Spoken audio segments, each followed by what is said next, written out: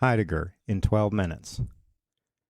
Probably the most controversial thinker in the phenomenological tradition would be the German philosopher Martin Heidegger, largely because of his affiliation with the National Socialist Party, especially during a year-long period from 1933 to 1934.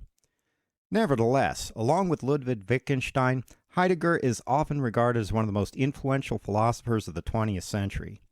Much of this acclaim centers around his most famous work, Being in Time, which was published in 1927. Being in Time represents an attempt at fundamental ontology, that is, inquiring into the fundamental question of being by employing a method known as phenomenology, which involves reflecting upon and interpreting our everyday experience to reveal its latent meaning and structure. For Heidegger, inquiring into the nature of being this way is vitally important because the question of being implicitly subtends all other lines of intellectual inquiry, such as those of the physical and social sciences. That's because those sciences are always concerned with beings of one kind or another, and so we can conduct those kinds of inquiry only on the implicit basis of our understanding of what it is to be. However, in Heidegger's view, the question of being has not been posed in any thorough and rigorous way, which for him means a phenomenological way, since the time of the pre-Socratic philosophers. Consequently, from Heidegger's perspective, since its inception in antiquity, pretty much the entire edifice of Western intellectuality, along with the technological world that has grown out of it, has been without any real foundation in the reality of our existential condition. Why is this important? Let's look at an example. People are sometimes mystified by the fact that our technological world, which aims at increasing human happiness, has also given birth to phenomena like the specter of nuclear annihilation, technologically engineered genocide, and our ongoing destruction of the natural environment. But from a Heideggerian perspective, all of this makes perfect sense, since our intellectual way of understanding things is proceeding without any deep comprehension of the nature of being. So it's only natural that the world that we're evolving would be giving birth to arbitrary, chaotic convulsions of destruction. It's because, underneath it all, our world isn't guided by any thoughtful understanding of the nature of our existence. In this regard, Heidegger's inquiry represents an attempt to address that shortcoming by opening up that long-neglected question: what is being?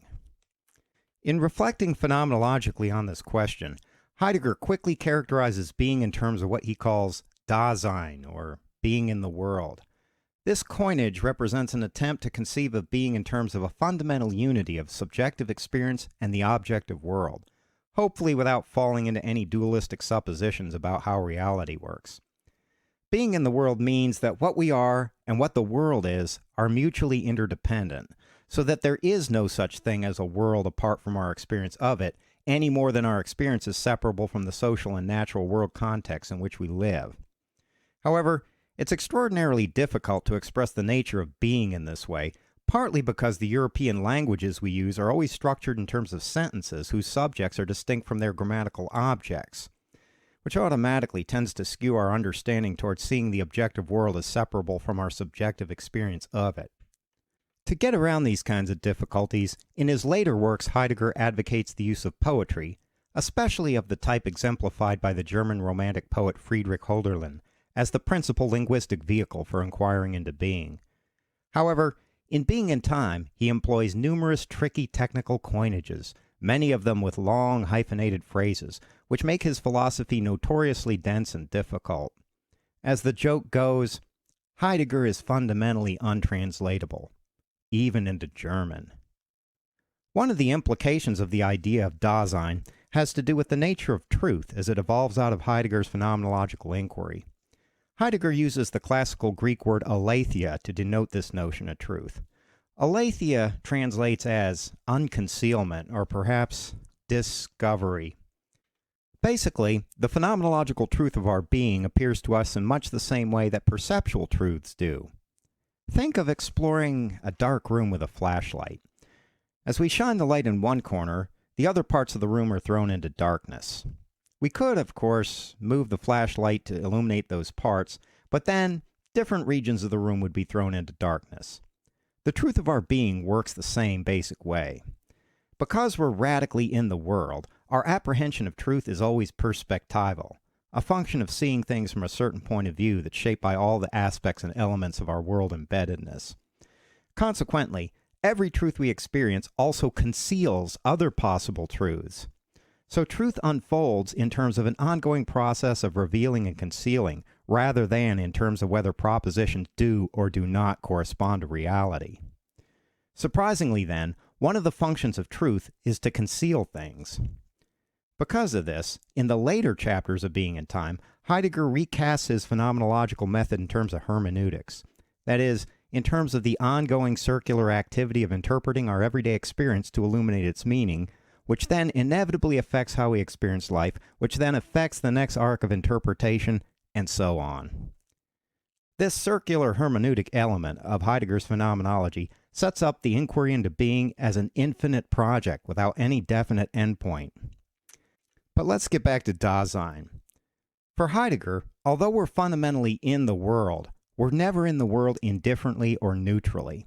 Rather, our being in the world is always a matter of care, which for Heidegger is a basic dimension of Dasein. However, unlike care in its usual sense, for Heidegger, care is a very broad idea that includes things like animosity and hatred. After all, in a way, one cares very deeply about what one hates. He further elaborates the meaning of care in terms of three interrelated dimensions, which he calls the care structure. The first dimension of the care structure is facticity, which basically has to do with the givens of our lives, that we inhabit certain bodies and not other ones, that we were born into a certain historical period and not another one, and so on. For Heidegger, one of the most basic elements of our facticity is what he calls thrownness, which refers to our having been cast into this world and this life seemingly without any say-so in the matter. The second element of the care structure is fallenness. Basically, fallenness has to do with how we mostly live our lives, mainly in a mode of inauthenticity, where we end up living mostly according to what they tell us to do, mostly by way of unthinkingly imitating others or simply obeying them. For instance, we take our vitamins mostly because they say we should. We carry umbrellas because they say it's going to rain, and so on. Basically, fallenness has to do with how we fall from our deeper destinies and potentials in life, mostly by defaulting to the way things have been meted out for us by anonymous forces and dynamics, which he calls das Man. The third and final element of the care structure includes what Heidegger calls existentiality, or authenticity. Authenticity is about what Heidegger calls Dasein's ownmost potentiality for being. Basically, this is about glimpsing and living toward one's deepest, unique potentials in life. Consequently, authenticity isn't so much about honesty or sincerity as the normal English word would suggest. Rather, it's about a kind of consonance between how one is living and what one could possibly be, between one's actualities and one's possibilities. However, sometimes people misread Heidegger by conflating authenticity with the capacity to have phenomenological insights into the nature of being. But Heidegger makes it quite clear that authenticity revolves around one's relation to one's potentiality, irrespective of whether this takes the form of having phenomenological insights or not. Consequently, it's entirely possible for a person to be intellectually or philosophically quite sophisticated and yet still be thoroughly ruled by inauthenticity, still conforming to and obeying the dictates of the they, which would be one way of understanding Heidegger's Nazi involvements. On the other hand, it would be equally possible for a mentally handicapped person to be living in the most authentic way imaginable by virtue of seizing his or her ownmost potentiality for being. This distinction between living authentically on one hand and doing phenomenological ontology on the other is part of what keeps Heidegger's philosophy from degenerating into a chummy little club for the philosophically elite, as some of his critics have contended. Finally, the second division of Being and Time has to do with continuing the hermeneutic arc in light of the question of temporality. Here, Heidegger takes up the question of mortality. This is important for Heidegger's analysis because death is one of the principal boundaries of Dasein's temporality. In a sense, death is precisely what defines our time in life and what makes our lives whole rather than infinite. At first, it's difficult to see how Heidegger would be able to gain phenomenological access to our mortality, since none of us has undergone the complete death experience in order to reflect upon it and articulate its meaning. However, Heidegger locates a kind of very personal experience of mortality in the form of anticipating one's death, the experience of feeling its proximity and reality in a very personal and immediate way. He then interprets the meaning of this experience in light of the care structure. In terms of facticity, being towards death is simply part of Dasein's thrownness, one of the givens of our existential lot. In terms of fallenness, for the most part, Dasein constantly tries to avoid confronting this reality in various inauthentic ways, such as by tranquilizing ourselves about it, making it impolite to talk about, and relegating it to out-of-the-way places like hospitals. As Heidegger puts it, the they doesn't permit us the courage for anxiety in the face of death.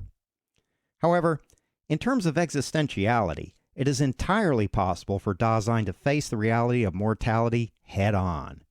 In fact, it's precisely this possibility that lends authentic existence its compelling force in our lives. After all, without realizing how transient our existence really is, we could always postpone living authentically to some indefinite point in the future.